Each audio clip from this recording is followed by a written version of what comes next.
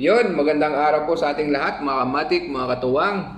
Ayun, at sa lahat po ng mga OFW saan man panig ng mundo. At ito nga po ang nakakalungkot at dumating na po yung